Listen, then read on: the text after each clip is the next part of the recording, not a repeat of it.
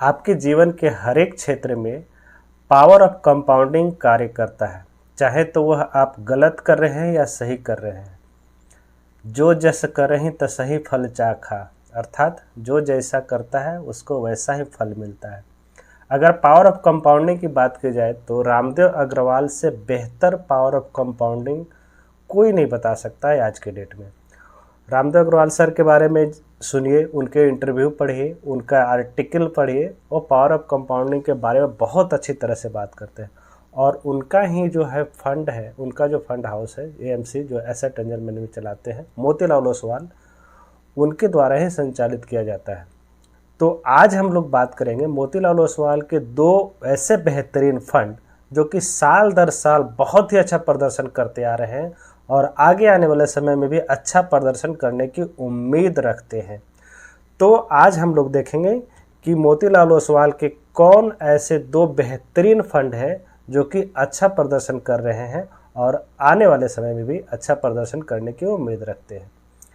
तो उससे पहले बढ़ने से पहले मैं आपको बता दूं कि पावर ऑफ कंपाउंडिंग में रूल ऑफ 72 जो है बहुत ही बेहतरीन कार्य करता है। रूल ऑफ 72 कहने का मतलब कि आपका जो पैसा है, आप अपने बैंक में पैसा रखते हैं या कहीं भी पैसा रखते हैं, वह कितने साल में डबल हो जाएगा। मान लीजिए आप फिक्स डिपॉजिट करते हैं बैंक में, वहाँ पर आपको 6% इंटरेस्ट मिलता है। तो सिंपल क्या करना है कि 72 डिवाइडेड बाय 6 लगभग 12 साल में आपके जो है पैसे वहाँ पर फिक्स डिपॉजिट में डबल होंगे। हालांकि मैं एक बात आपको बता दूं कि अगर आप एक ढर्रे पर चलते हैं, अगर एफडी करते हैं तो सही रूप से अगर एफडी करते हैं तो वहाँ भी फ़ायदेमंद होगा। म्यूचुअल फंड करते हैं अगर सही रूप से करते हैं तो वहाँ भी फ़ायदेमंद होगा। शेयर मार्केट करते हैं अगर वहाँ सही तरीके से इन्वेस्ट करते हैं तो वहाँ आपको ज़रूर फ़ायदा होगा। अगर आप ज़मीन में इन्वेस्ट करते हैं, अगर आप वहाँ सही तरीके से करते हैं तो आपको ज़रूर फ़ायदा मिलेगा। हाँ, डाइवर्सिफाई करना बहुत ही ज़रूरी होता है, लेकिन आप कोशिश कीजिए कि एक चीज़ में आप पारंगत होइए। अगर एक चीज़ में आप पारंगत हो गए तो फिर आपको सक्सेस होने से कोई भी नहीं रोक सकता, आप सक्सेसफुल बन के ही रहेंगे। तो सिंपल सी बात है कि अगर आपको 12 साल में पैसे को डबल करना है तो फिक्स डिपॉजिट में रखना होगा। अगर इससे ज़्यादा, अगर म्यूचुअल फंड में जहाँ पर हम लोग लॉन्ग टर्म में 15% की बात करते हैं, मान लीजिए वहाँ पर 12% ही मिले तो क्या होगा, लगभग 6 साल में आपका पैसा डबल हो जाएगा। 15% मिले तो और कम होगा, 20% मिल रहा है तो और कम होगा। तो इस तरह से आप पावर ऑफ कंपाउंडिंग का बेनिफिट ले सकते हैं। सिंपल सा फंड है, आपको जितना इंटरेस्ट मिल रहा है 72 से डिवाइड कीजिए, आपका जो निकल के आएगा उतने साल में आपके पैसे डबल हो जाएंगे। तो ठीक है, आगे चलते हैं। बिना देर किए हुए हम लोग देखेंगे इसका पहला फंड, मोतीलाल ओसवाल का सबसे पहला फंड जो बहुत ही बेहतरीन प्रदर्शन कर रहा है, मोतीलाल ओसवाल का मिड कैप फंड। इसके बारे में हम लोग आज जानेंगे कि मोतीलाल ओसवाल का मिड कैप फंड किस तरह से बेहतरीन प्रदर्शन कर रहा है साल दर साल। तो आइए देखते हैं। फिलहाल जो है मोतीलाल ओसवाल का मिड कैप फंड का एनएवी, डायरेक्ट प्लान का एनएवी 116 रुपये, कहीं के 119 देखने को मिलेगा, 116 रुपये के आसपास चल रहा है। 14 तारीख की है। यह पिछले 5 सालों का जब से यह लॉन्च हुआ है फंड, करीब 10-11 साल होने जा रहा है, 25% के CAGR से ग्रोथ किया, लगभग 26% के आसपास। अगर यहाँ पर रूल ऑफ 72 लगा के देखिए तो क्या हो जाएगा, 72 मान लीजिए 24% पर कर लेते हैं। हर एक तीसरे साल आपका पैसा डबल हो रहा है। बहुत ही बेहतरीन चीज़ है। म्यूचुअल फंड अगर सही तरीके से करते हैं तब। यहाँ देखिए मोतीलाल ओसवाल का जो प्लान है, जो कि सिंस इंसेप्शन जब से शुरुआत हुई है तब से लेकर के अभी तक लगभग ये जो है 25-26% का CAGR से ग्रो कर रहा है। आज का एनएवी जो है 119 रुपये, 22 तारीख का जो एनएवी दिख रहा है 119 रुपया है। आइए अब आगे देखते हैं इसे कुछ और पैरामीटर्स की बात। एक्सपेंस रेशियो, फंड मैनेज करने के लिए आप जितना देते हैं फंड मैनेजर को 0.57% है। एग्जिट लोड, अगर 1 साल से अगर पहले इस फंड में एग्जिट करते हैं, निकलते हैं, तो वहाँ 1% चार्ज देना होगा। एक बात ध्यान में रखें, एग्जिट लोड जो होता है अगर एक मुश्त इन्वेस्ट कर रहे हैं तो 1 साल के बाद आप निकलते तो किसी तरह के चार्ज नहीं देना पड़ता है, उससे पहले निकलेगा तो 1% का एग्जिट लोड देना पड़ेगा।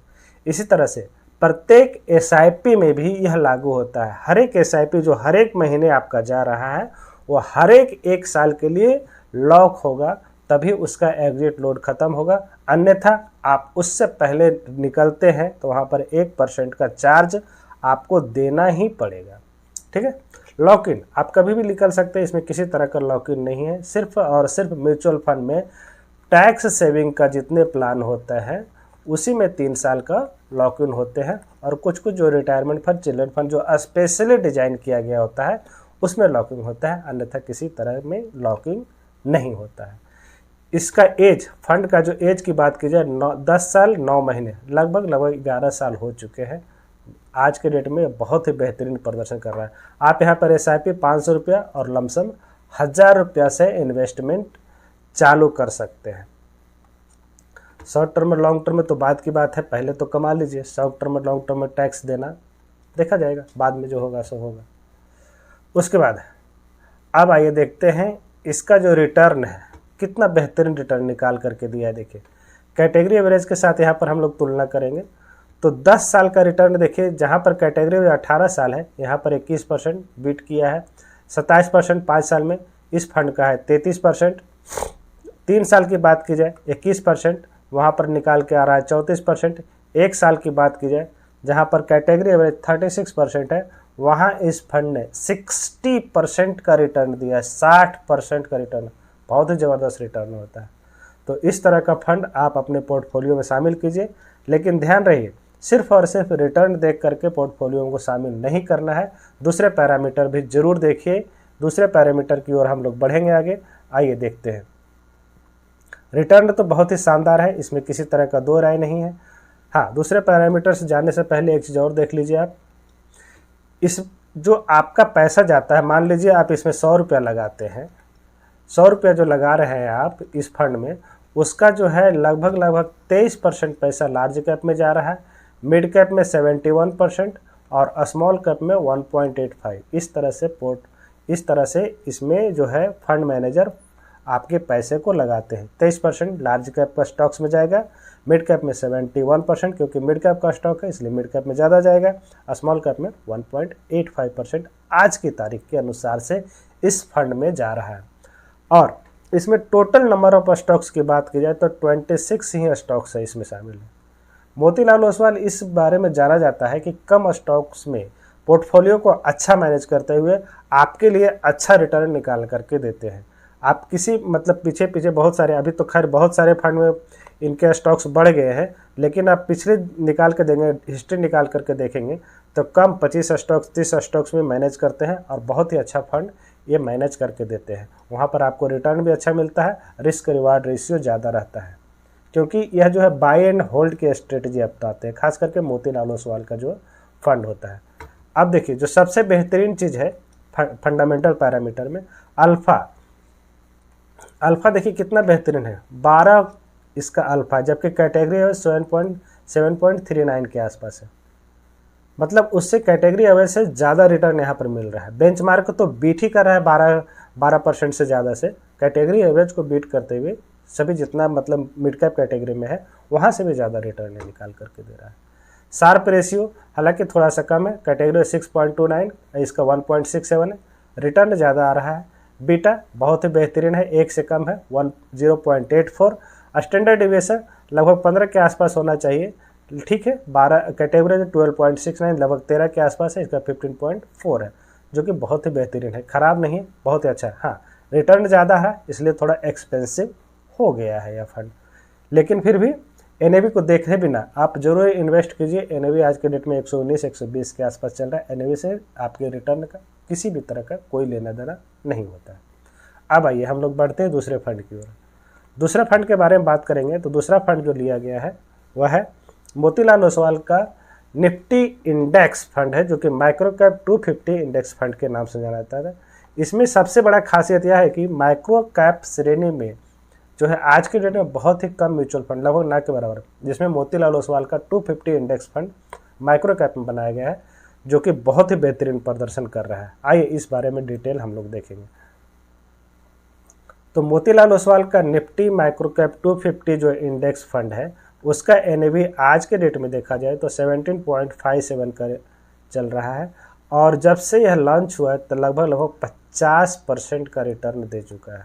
हालांकि ज़्यादा दिन लॉन्च हुए नहीं हुए, लगभग मान के चलिए 1.5 से 2 साल होने जा रहा है, लेकिन फिर भी इतने कम टाइम फ्रेम में बहुत ही अच्छा रिटर्न इस फंड ने निकाल करके दिया है।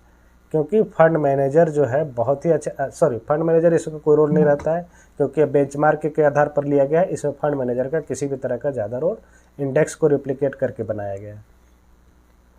एक्सपेंस रेशियो देखेंगे 0.44% है। एग्जिट लोड अगर 1 साल से पहले निकलते हैं तो 1% का चार्ज देना पड़ेगा। एसेट अंडर मैनेजमेंट 1,667 करोड़ अभी मैनेज कर रहा है फंड।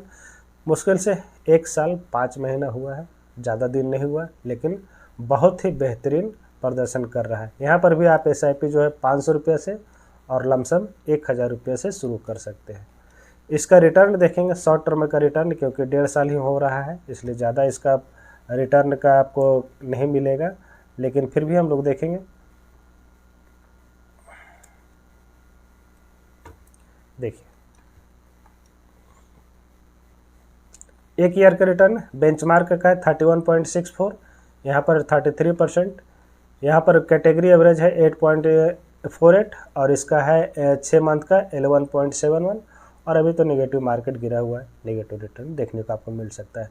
लेकिन अगर लंबे समय के लिए इन्वेस्ट करते हैं तो यह फंड बहुत ही बेहतरीन प्रदर्शन करके आपको आगे आने वाले समय में दे सकता है। हाँ, अब पोर्टफोलियो स्ट्रक्चर की बात की जाए तो यह क्योंकि माइक्रो कैप और स्मॉल कैप में है, यहाँ पर माइक्रो कैप का कहीं जिक्र नहीं मिलेगा, इसलिए स्मॉल कैप में 100% पोर्शन आपको स्मॉल कैप में देखने को मिल सकता है इस फंड में। तो इसमें जो है 250 कहने का मतलब है कि इसमें 250 स्टॉक्स रहेंगे। हालांकि इसमें जो है आज के रेट में देखा जाए तो 252 स्टॉक्स है माइक्रो कैप श्रेणी में। माइक्रो कैप में हो जाए 250 स्टॉक्स जो सीरियल नंबर बताया गया है सेबी के द्वारा, 250 के बाद के स्टॉक्स जो है माइक्रो कैप कैटेगरी में आते हैं, उसी को लेकर के यह इंडेक्स बनाया गया है और इसमें अच्छा खासा रिटर्न आज के डेट में निकल करके धीरे धीरे आ रहा है। अब ये तो हो गई फंड की बात। पहला फंड हम लोग लिए थे निफ्टी मोतीलाल ओसवाल का मिड कैप फंड, और दूसरा था मोतीलाल ओसवाल का निफ्टी 250 माइक्रो कैप फंड। अब मान लीजिए कि आप इन दोनों फंड में इन्वेस्ट कर रहे हैं, ठीक है, एक कैलकुलेशन के जरिए हम लोग समझेंगे। ये तो हो गई फंड ओवरव्यू की बात। अब देखेंगे एसआईपी कैलकुलेशन में हमको किस तरह का रिटर्न इन दोनों फंड में निकाल करके दे सकता है। तो कैलकुलेशन में देखेंगे, मान लीजिए दोनों फंड में आपने 5-5 हज़ार रुपये का एसआईपी चालू किया, टोटल मिला करके 10,000 रुपये का एसआईपी आपने चालू कर दिया दोनों फंड में। अगर आप यंग हैं, आज के डेट में अगर नौकरी लगा है तो इस फंड में आप भरोसा बिल्कुल कर सकते हैं, क्योंकि समय लंबा है। माइक्रो कैप स्मॉल कैप ही आगे चल करके बहुत ही बेहतरीन प्रदर्शन करेगा इंडियन इकोनॉमी को ध्यान में रखते हुए। अगर मान लीजिए वहाँ पर 15% का रिटर्न मिलता है, जो कि पॉसिबल है लॉन्ग टर्म के व्यू के अनुसार से, तो आपका टोटल इन्वेस्टमेंट जो 24 लाख हो रहा है 10-10 हज़ार रुपये पर मंथ के अनुसार से, उस पर 1.52 CR 1.5 करोड़ से ज़्यादा का कॉर्पस आपको बना करके दे रहा है। अब कुछ लोग बात करेंगे 20 साल के बाद 1.5 करोड़ क्या का वैल्यू रहेगा। तो क्या आप चाहते हैं कि आप जो इन्वेस्टमेंट 10,000 कर रहे हैं वो 10,000 कंटिन्यू ही रहेगा, उससे क्या आप बढ़ाएंगे नहीं? क्या ज़रूर बढ़ाएंगे। मान लीजिए यहाँ 2-4-10% के आधार पर बढ़ाते हैं। मान लीजिए इन फ्यूचर अगर आपने अपने इन्वेस्टमेंट को 10% के अनुसार से बढ़ा दिया तो देखिए क्या होता है। कहाँ 1.5 करोड़ बन रहा था, अब सीधी 7 करोड़ आसपास के बन रहा है, सिर्फ 10% बढ़ाने पर। 20 साल हर मान लिया 10,000 चल रहा है, अगले साल 11,000, उसके बाद 11,000 का 10%, इस तरह से आपको धीरे धीरे करके बढ़ाते जाना है। तो पावर ऑफ कंपाउंडिंग जो है लंबे समय में ही कार्य करता है। अगर लंबे समय में आप इन्वेस्ट कर रहे हैं, लॉन्ग टर्म के लिए म्यूचुअल फंड देख रहे हैं, तो ही इन दोनों फंड में इन्वेस्ट कीजिए। शॉर्ट टर्म के लिए ये दोनों फंड बिल्कुल भी सही नहीं कर सकते हैं, क्योंकि शॉर्ट टर्म में मिड कैप और स्मॉल कैप में ज़्यादा तेज़ी से गिरावट हो सकता है। हाँ, हो सकता है आपकी किस्मत, अभी मार्केट गिरा हुआ, आपने इन्वेस्ट कर दिया, मार्केट चढ़ा, 1 आध साल में रिटर्न बन गया, लेकिन पॉसिबिलिटी यह रहती है कि लंबे समय के लिए ही रखेंगे तभी मार्केट में अच्छा प्रदर्शन करने देखने को मिलेगा स्मॉल कैप और मिड कैप श्रेणी में। लेकिन ठीक है, अगर शॉर्ट टर्म में भी करते हैं तो भी अगर रिटर्न बन जाता है तो आपकी किस्मत है। लेकिन कोशिश कीजिए कि 5-7 साल से ज़्यादा का ही समय आप रख करके इन दोनों फंड में इन्वेस्ट कीजिए। तो ठीक है, आज की वीडियो के लिए इतने ही। वीडियो देखने के लिए बहुत बहुत धन्यवाद। Thank you.